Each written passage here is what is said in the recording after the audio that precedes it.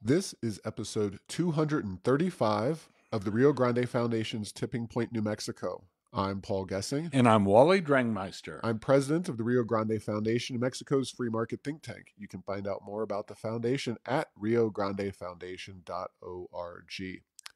Now, Wally, it was another busy week, of course, and we're going to talk about, as we usually do, starting off the show, COVID-19 and the latest update. Interestingly enough, the governor's press conference last Thursday, which she did hold, was a bit of a nothing burger. No real new policies announced, although some new policies were enacted, but not at the press conference. And we'll talk about that. And that is a trend that we've seen, that a lot of times just watching those press conferences isn't enough. It's almost like that's the trial balloon, and then we'll write what we're going to actually do after that comes out. Yeah, so, even staying till the bitter end when all the Q&A is done, because a lot of media outlets, even on their Facebook pages or whatever, cut away from the live discussion. KKOB Radio, for example, basically just covers her presentation and those of other people. This time it was the Secretary of State talking about voting and kind of, giving an update about how that's supposed to go. The Q&A is often where the real news is made. Although it takes a lot of stamina to make it to that, because these things drag on and on and on. Are quite lengthy. these meetings and press conferences, but I wanted to make sure to share with people that Rio Grande Foundation had a opinion piece that's been well received, dealing specifically with COVID-19. Of course, we discussed the unemployment figures. We're at 11.3% as of August. The only states that are worst are 5 lockdown blue governor states. And you look at the data and you compare it with COVID-19 death data, which, it's grim, but it's the way you got to look at these things, because cases it doesn't matter as much as what we are trying to avoid is people dying from this illness. And when you economically or by the disease, it's either one. We're trying to avoid death here. And a lot of the most lockdown states are also states that have not performed particularly well. I mean, many of them are along the East Coast: New York, New Jersey, Massachusetts. Now, some of the most lockdown states, including Hawaii and California, those do have high unemployment rates, but it's really it's quite striking when you look at both the unemployment data and COVID-19 death rate data. You got to look at death rate, not overall number of deaths, because California will have a ton, Texas will have a ton, highly populated states. But when you look at death rates, the red states, and by red I mean governors that are Republicans, it's striking how much better they are doing, both economically and in terms of COVID-19. So it's really, we're learning so much about this virus. It is difficult to figure out what policies could or would have stalled it or stopped it. We certainly know that the United States overall has not performed particularly well, and President Trump has taken more than his share of slings and arrows from Democrats, and we fully expect that Joe Biden will give him a hard time about that in the upcoming debates, including one this evening. But it really is hard to say what is really causing some countries to perform well and poorly on COVID-19. It doesn't seem like the lockdowns themselves are having the predominant impact here. So anyway, that is the gist of my opinion piece, which appeared in the Las Cruces Sun News, as well as the Santa Fe New Mexican and a handful of other papers, Roswell Daily Record. My main concern now is just looking forward. Are we going to reopen our economy? Or, like the governor says, are we going, that's the September 10th press conference, again in the Q&A time, when she said that we're not going to reopen various functions, various businesses, until we have a vaccine. And that could, wipe out next year's Balloon Fiesta, next year's Bataan Death March, next year's State Fair, a lot of different events down the road. And, it's really concerning. And I'm pleased and grateful that the media outlets were willing to print these, because I haven't seen as many reporters or opinion pieces kind of taking head on the governor and her lockdown orders as much as I would like to see. And maybe it's because people aren't willing to put in the time to doing the research. But anyway, Wally, just wanted to throw that out there. Yeah, and yes, I too have heard good things about that pushback article. And yeah, when you look at some other states, and I'll throw Michigan out there, the governor of Michigan, her policies are not really all that different from those in New Mexico, but she's getting a lot more pushback than is happening here in New Mexico. And Yeah. I'm not sure why that is. It could have something to do with our status as a subsidiary of the federal government, and Yep. there's so much federal government spending here, so much government, that people aren't feeling the impact in New Mexico as badly as they are in Michigan, which is much more dependent on private sector economy. But yeah, there are a lot of interesting things going on with regard to how different states are dealing with it, both from a administration at the top, as well as reacting to what's going on out there in the streets and the cities and towns. No doubt about it.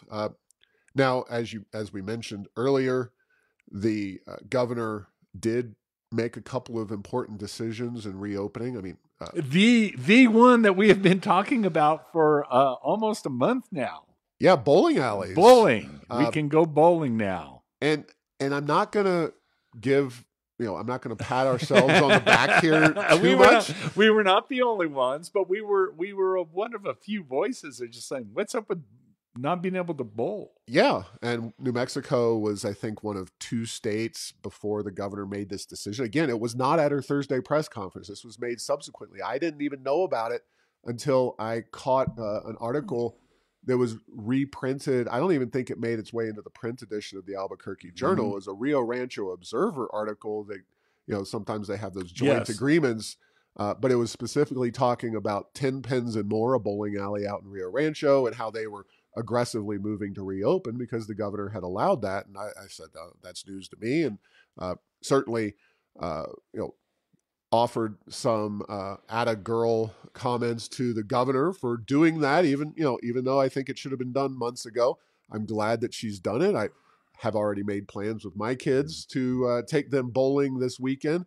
And yeah, we had blogged about it. We had talked about it, and wondered why the bowling was one of those things that were still locked down. So maybe the governor's a listener to the podcast, maybe her press secretaries or something, and we'll take credit wherever we can get it. Of course, this isn't the first time. There was also the drive-in theater fiasco much earlier in the whole crisis, where the governor had tentatively reopened or allowed to reopen a drive-in theater up near Las Vegas, New Mexico. Then they were ready to go, and she put the kibosh on them reopening, and we let her have it a little bit. Yeah. And the same thing happened very quickly afterwards. She reopened the drive-in theaters. And I'll defer to you for additional comments, because it's not the only relevant news of the week on reopening. No, and just to say is that once you get yourself into, it's like anything, when government picks winners and losers based on these very minute differences, or I don't know, political support, or I don't know, polling, whatever they get picked, as opposed to implementation of broad concepts. So, Yeah.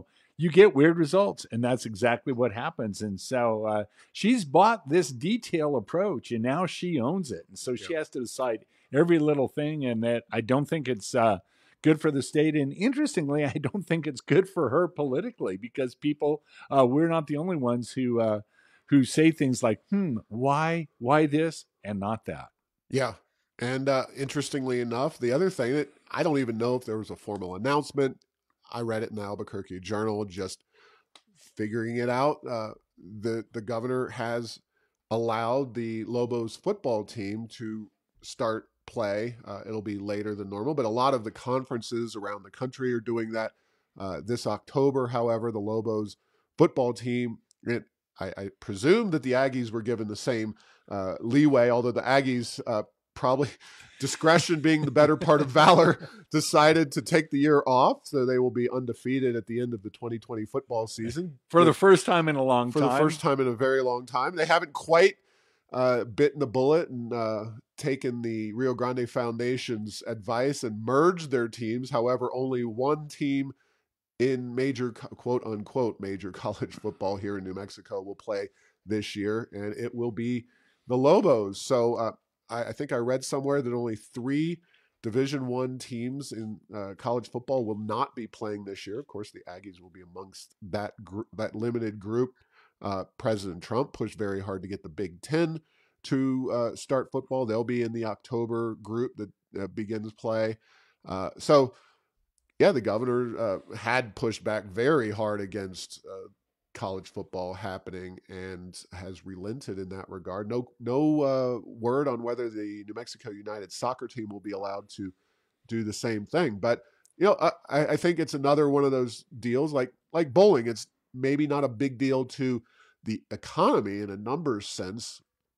Nobody's waiting for the bowling alley numbers to come in before they're making their final GDP announcements. Same with the Lobo football team. But it's nice for that quality of life sort of thing, even though they'll be playing with no fans.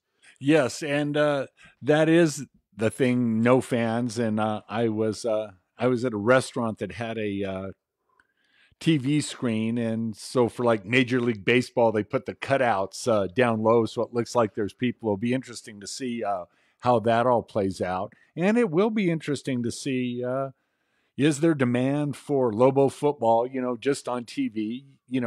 They haven't drawn very well over the past many years, but there's a group of dedicated fans, and it'll be interesting to see if they're going to get the attention on TV and if that's going to be a good thing for them. The fact that the Aggies will not be playing, I guess that's sad, but it's been a long time since the Aggies have been a powerhouse, or the Lobos for that matter. And hey, they won a bowl game like 3 years ago. No, and it was fantastic. And I am a fan. I am a cheer. I'm just saying. You're an alum. Yes, I'm alum. They I labor under a certificate of achievement from that great institution. So good to know. The other thing is that we've talked college sports. The budgets at UNM and New Mexico State are not big. They have been under a lot of pressure, and this COVID and not having fans in the seats and all of that could be a lot. There's a more pushback than I've seen. I've seen some articles and op-eds about, is it time to, cut sports altogether at places like UNM, things that a few years ago no one would even entertain. But the COVID virus is putting a lot of pressure on institutions in New Mexico, and college sports is certainly taking a huge brunt of that. So good luck to the Lobos. Hopefully they'll win a few games. Hopefully the money will flow in and their program will keep going. If not, maybe they'll need to merge with the Aggies and play their games in Socorro and Tier C, like other analysts have suggested over the past several years. Now, before we move on from this topic, which is a fun topic, and we could go down this rabbit hole forever, I think looking at the economics of sports in general, the NFL, they'll be just fine. Yes, not having fans in the stands will reduce the league's revenue significantly, but their real bread is buttered in the TV airing of those games. The Lobos, they're not Alabama, they're not Auburn, they're not Ohio State or Michigan. They will likely, I think, be significantly negatively impacted budgetarily, and that's an issue. It's been raised in the media. It's been something that we've raised concerns about. Now, college football budgeting it makes the federal budget look transparent and realistic. You can go on to a USA Today article on NCAA finances, and it just shows how college football programs either make or lose money theoretically. You'll never guess, but UNM is ranked as having down to the penny balanced its football budget in the 2018-2019 football season. I suspect that number is completely bogus and that they're losing money. I suspect that not having any fans, and you're right. It'll be interesting to see how the television situation works itself out for the Lobos. Will people flock to their televisions to watch the Lobos play their fellow Mountain West programs, or is that going to be enough to help pad the bottom line of New Mexico Lobo football? It seems unlikely, but it'll be interesting to watch how this all pans out. Yes, it will. And it's good to know that the Aggies will be undefeated in 2020. Some good came out of this. Now, on national politics, Wally, of course, the biggest single issue is the ongoing discussion about Ruth Bader Ginsburg, Supreme Court Justice, and her replacement. Everybody who follows politics even slightly knows that Amy Coney Barrett has been nominated by President Trump to the Supreme Court. By all accounts, from a conservative constitutionalist perspective, she seems like a sound nominee. Enough Republicans have committed to at least consider her before the election that she looks like she'll be confirmed, unless she's got some crazy stories that a mother of seven you just don't expect. But she seems to be a very compelling candidate for the highest court in the land, and it's something we'll be watching, of course, as it proceeds. Yes, and when you have the presidency and the Senate in a party, and there's an open on the Supreme Court, you move. That's the bottom line. There's all kinds of high-minded rhetoric about, we ought to wait, and this isn't appropriate. And it's easy to make statements like that when you don't hold the presidency and the Senate. If you do, you move, and that's in all likelihood what's going to happen right now. Yeah, and look, Chuck Schumer and the Democrats would do the exact same thing. If anything can be said about the Republicans, it's that they should have not made rhetorical promises or statements about high-minded principles. Look, Obama was at the end of his term. The Republicans had the Senate. There's no reason for them to go along with his nominee. The Republicans have the presidency and the Senate, and they have a chance to significantly move the court in a more conservative constitutionalist direction. And I think that Coney Barrett will be a very successful Supreme Court justice for many, many years to come. Trump has a knack for not only putting constitutionalists on the bench, but he also picks young-ish, of course, by somebody who's so accomplished in their career.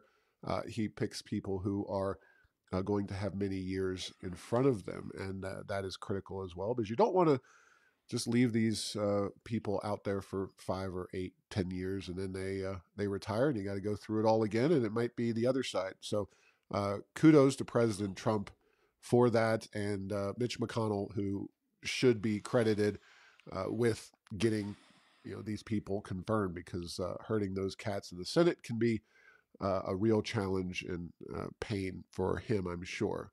Yeah, and then there's some. It's like the silly season of politics now. There's discussions. I hear the Democrats talk about, we need a larger Supreme Court, and those things again, without veto-proof majorities in the House and the Senate and the presidency, a lot of things like that tend to not happen, but I guess it makes for good political theater, and I'm seeing more and more things about that. We'll have to see. It would have to go a long way to be the worst set of confirmation hearings ever, because that bar is set so abysmally low, but we'll have to see what happens. And it just does seem like with the presidential campaign, it may not get as much attention as it would if it were kind of the political standout event of the country and nothing else was going on.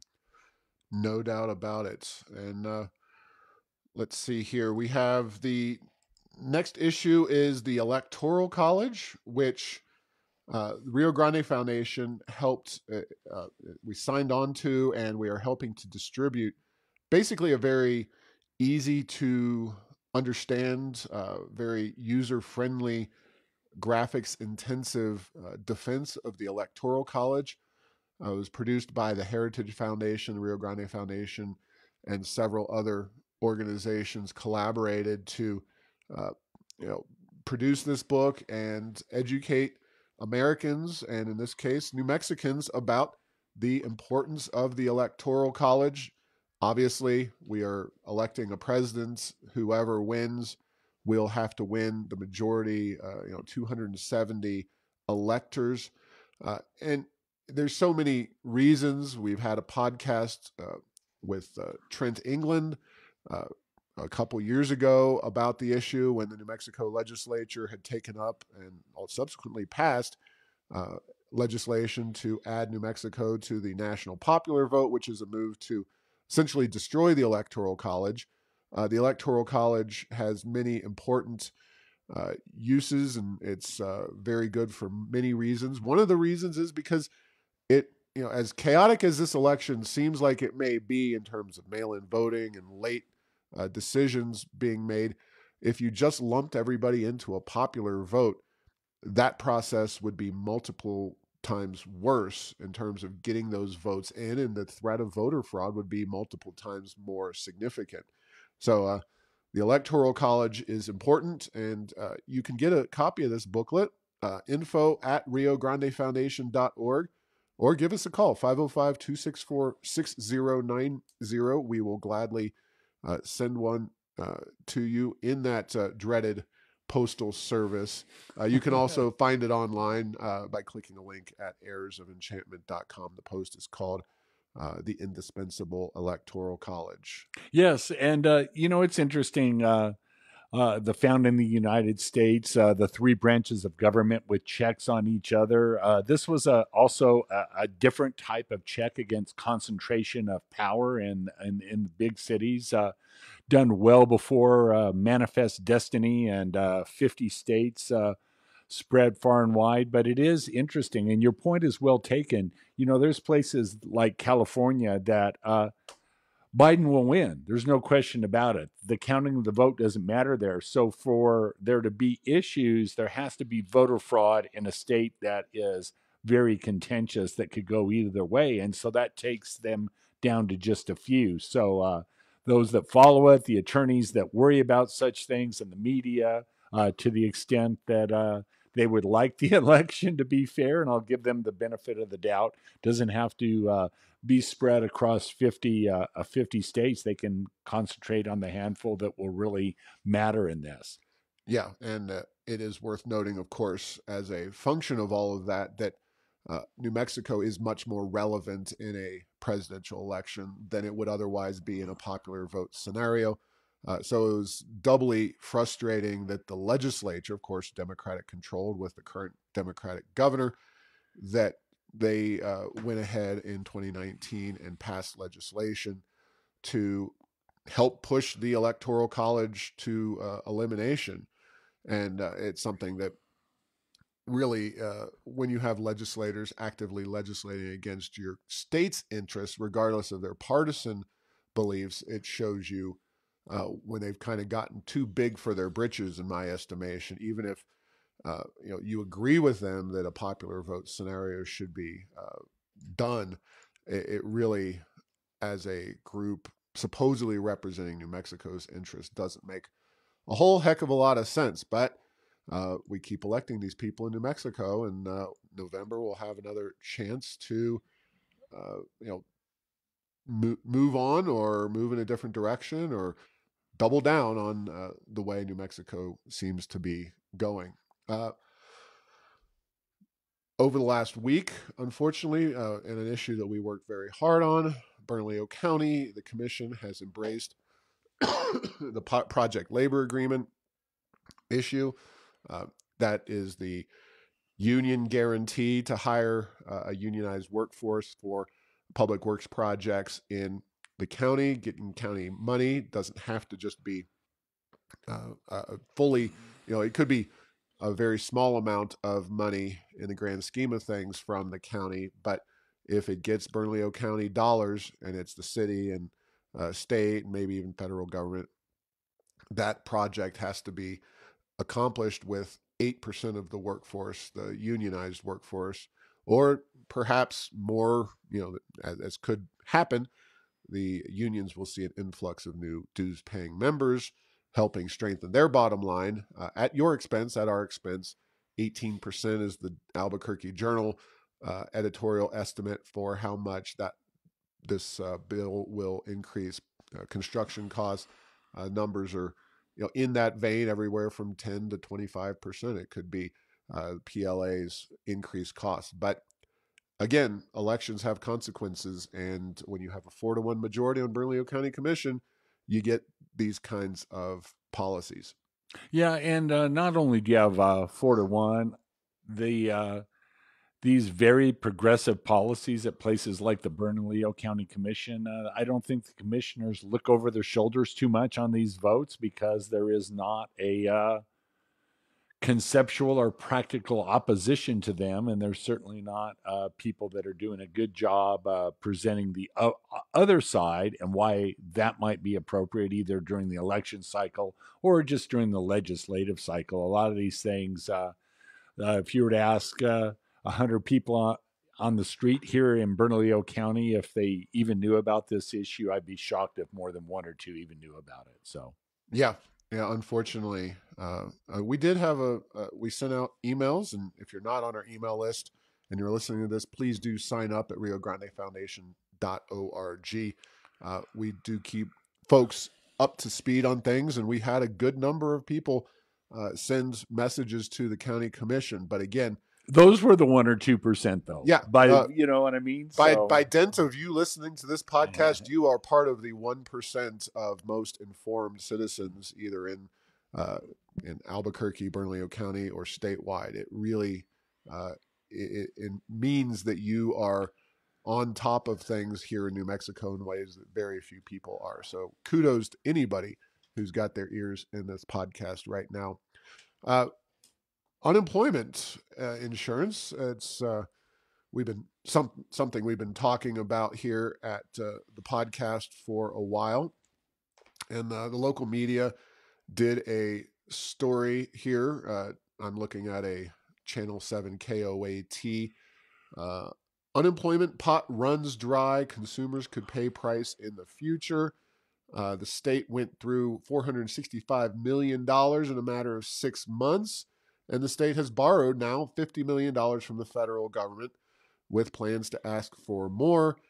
Of course, we're not alone. And it's interesting when you see the list of states that have this kind of unemployment insurance debt now on their books. Treasury Department has said that 21 states have borrowed a total of $32 billion from the federal government to replenish their unemployment funds. Of course, getting people back to work is a critical part of restoring solvency to our unemployment insurance fund. And that really is something that the governor has been, kind of not focused on as much. She's been focusing on the virus itself and letting the virus decide what policies we enact. Well, what's the virus going to decide on how to get out of the unemployment fund, I wonder? Well, I don't know. We had been doing pretty well there here in New Mexico, but that, of course, the governor squarely points blame at all New Mexicans who saw their family and friends on Labor Day weekend. The 3-day weekend has put us back behind the 8 ball, and the virus is spreading. Of course, there is absolutely no real evidence for that as being the factor. We've seen this virus and its ups and downs, and how some places have been more hard hit than others, both here in New Mexico and across the country, across the globe. It is a virus. It's very difficult to fully understand what is causing outbreaks at any given time. But I think it's important. We do need to get people back to work, and the unemployment insurance fund and its problems, not to mention broader economic issues, need to be factored into all of these decisions. Well, and one of the things, and I believe I've talked about this before, coming out of the Great Recession, the 2007 beginning and eight recession, New Mexico had issues with its unemployment taxes and funds then. And the decision under the Martinez administration was to very aggressively rebuild that fund. And so what happened is that if you were a business that had laid people off, your rates and what you owed went up extremely high very quickly. And I think I've said that this, in my opinion, is a very underreported issue as to why New Mexico took so long to recover, a decade to gain employment that was lost during that 2007, 8, and early 2009 period. It took a decade until those jobs were recovered. This can have real consequences. And so, how quickly that fund is rebuilt and what's happens to it, I think could really be one of the bigger, I guess, what would you say? It's not a real big sexy, it's not going to make a lot of headlines potentially, but it could be a really large factor in terms of how quickly jobs and the economy recovers in New Mexico. A lot like our gross receipts tax. Yeah, people know about it. They talk about it a little. I think it has way more of an impact as an economic weight or slowing down economic process in New Mexico. And this is just something that could be added on top of it. No doubt about it. I do think that the governor's previous governor, Susana Martinez, I should say, one of the biggest mistakes she made, biggest, I think unforced errors. There were a lot of challenges that she faced and things that we may have disagreed with the governor, previous governor, about, including, Medicaid expansion, for example. But that was kind of dumped in her lap. The unemployment insurance issue definitely stalled the economic recovery here in New Mexico in ways that were not very well publicized and certainly unknown to a lot of the public at the time. And I'm not saying it's 100% of the issue.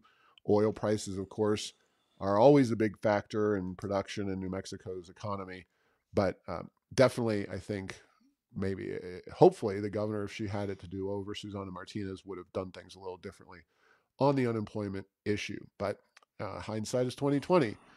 And speaking of hindsight, in some ways, uh, we talked just, I guess, last week about a story I did with Channel 4 KOB TV about uh, the mayor and his dealings and replacing Michael Geyer, the ousted police chief.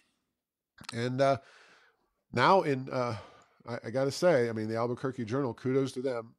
The article, Ousted Chief, Mayor's Office, Trade Accusations, paints a pretty troubling and ugly picture of the falling out that happened between Police Chief Geyer and Mayor Keller's office. And, it's a lot of he said, she said sort of stuff, or in this case, he said, he said. But boy, it's clearly the case that they did not see eye to eye. And also, I think it's very clear that the mayor was controlling and very, kind of involved in the police chief's work and policing in the city of Albuquerque, and was making a lot of decisions that really, in an ideal situation, mayors should not be involved with. And there's a new guy that they've replaced named Harold Medina. The Journal reported on him having a checkered background, and Geyer was basically, as far as I could tell, he was, descended from a cloud when he came in. He was Right. riding on his white horse. He was kind of the new turning of the leaf in Albuquerque. Medina was his deputy chief. Had, I think it's safe to say from the Journal, bad blood with Geyer. And boy, it's not a particularly pretty situation with the APD at a time when crime continues to be a major issue. Yeah, and it is, and that is the underlying thing. Is crime is a major issue. Police departments have always faced a lot of political issues, and it's been a lot worse with the defund the police movement nationwide, which I think is crazy. But that's just me. I think common sense. So, not to say there are not issues with regard to police forces, how officers are managed, what the rules of engagement are. Absolutely, there are. And so, in a place like Albuquerque, I am absolutely supportive and cheering of good police management and a lot of it because the police are badly needed in a place like Albuquerque. I don't think punting this problem, getting rid of them, going another direction is going to do anything for the issues that we have. Auto theft, murder, all the things that are facing Albuquerque. Yeah, it just unfortunate to see this. I don't, have much confidence, unfortunately, in Keller's policing approach.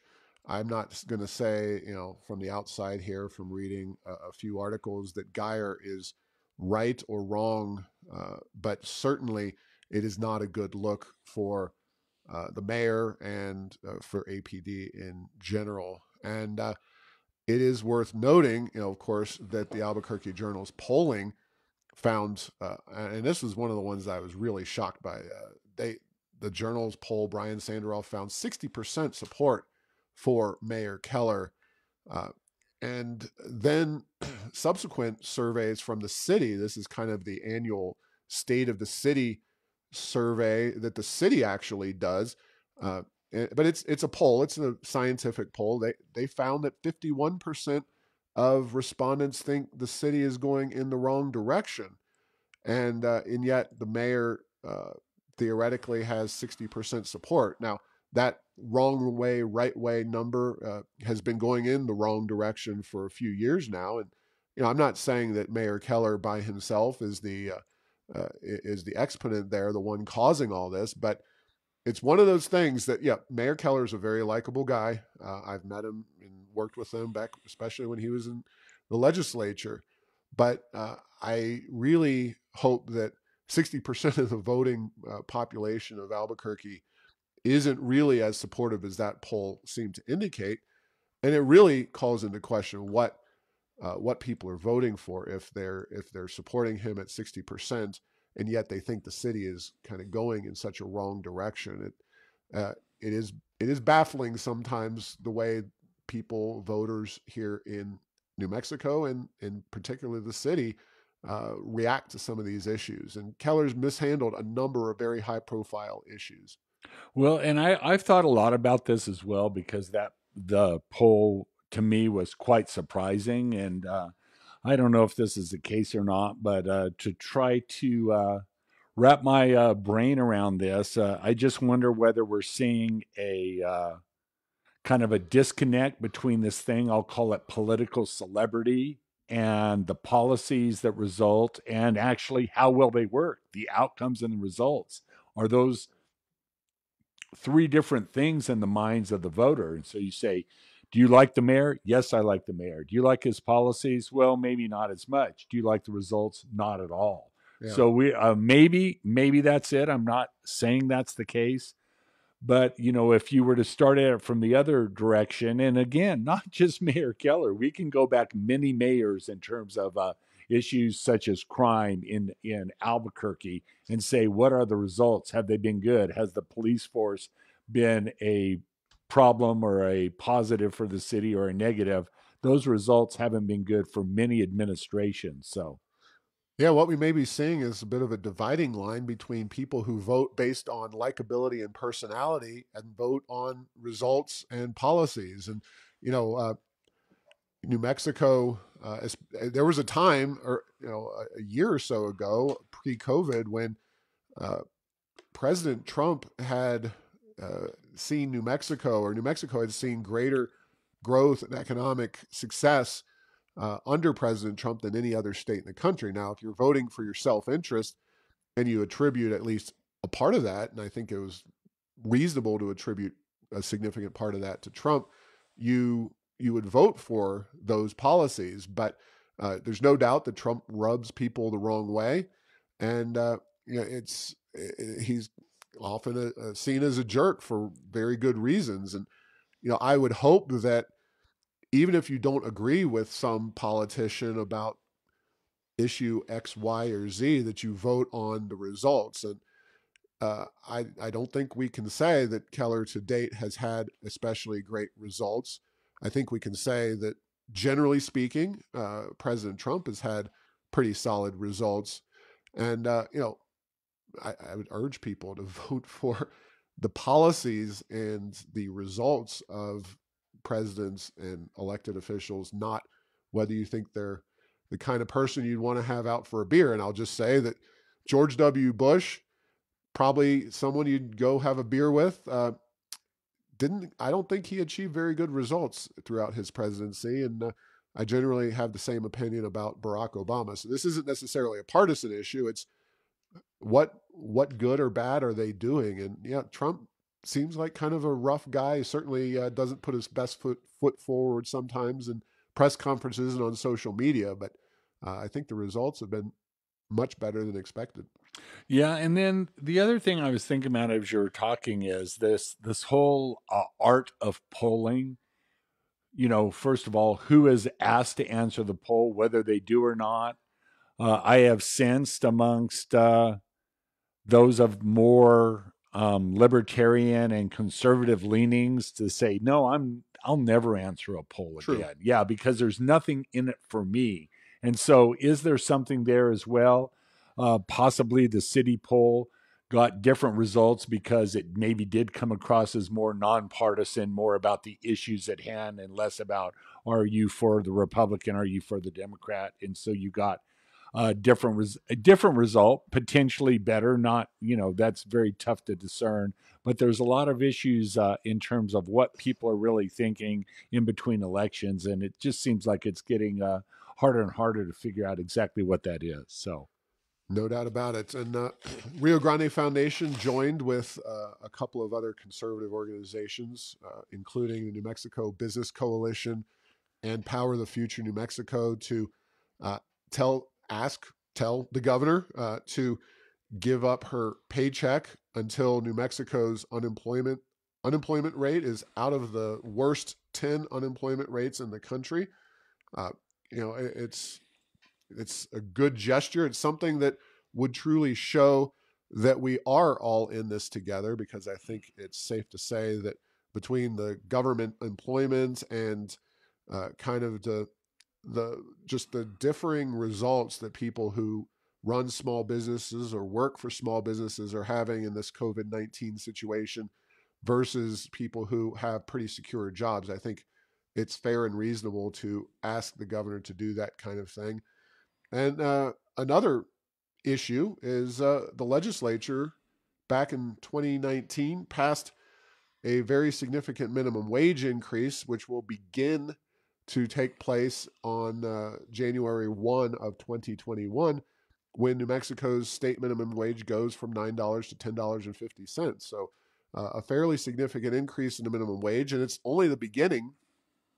And I think businesses, small businesses in particular, are in a much different position from where they were in 2019 or even early 2020, when the legislature has been meeting or last met. And it's going to cause some significant harm to these businesses that are already behind the eight ball from a economic perspective, from trying to make ends meet. It's something that at least needs to be raised and considered. I do not believe that the legislature or the current governor will go back on that minimum wage, but it's something that needs to be discussed as we head into 2021.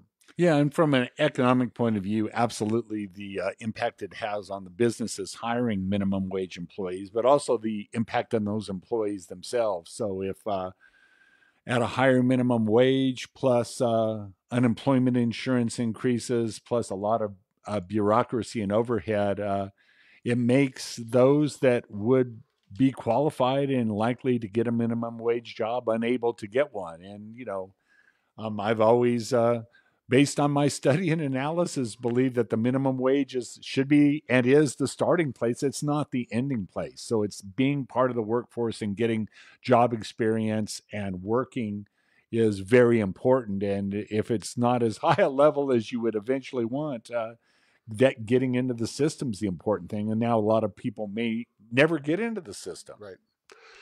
Yeah. And quick note on that, the minimum wage will go to $11.50 in 2022, $12 by 2023. So the biggest single year increase is taking place in 2021. And I encourage folks to Google New York Times editorial. The proper minimum wage is $0. Back when the New York Times wasn't knee-jerk left-wing on everything, it was a great editorial that they wrote. And really, government should get out of the wage-setting business and let willing employees and willing employers have that discussion. And whether it should be 0 or not, for all practical purposes, it is, because if it's too high, you can't get hired. So, although then you get the unemployment, and that's a whole different conversation that we just had a few minutes ago. But anyway, thanks for listening to this week's show. Make sure to get the latest edition of Tipping Point New Mexico by subscribing at Apple Podcasts, Stitcher, and Spotify. You can post or comment on this and other episodes on Facebook and Twitter, and tell Google Home to play Tipping Point New Mexico. Thanks to Path 3 Marketing for producing this show.